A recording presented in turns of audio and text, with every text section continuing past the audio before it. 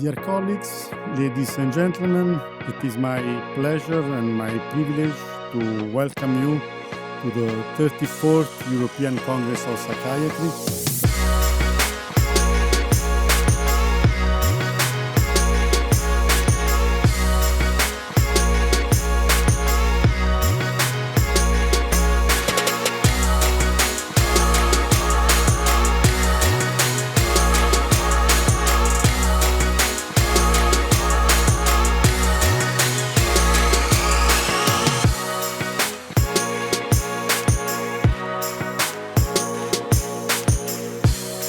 So many organizations are here.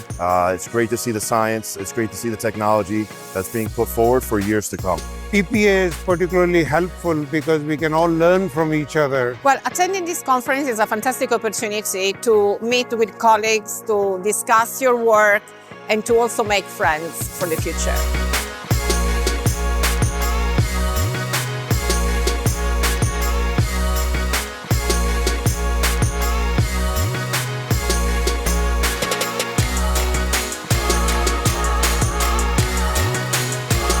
This is the community, because I can see that the whole Europe lives the same problems, lives the same opportunities, lives the same challenges.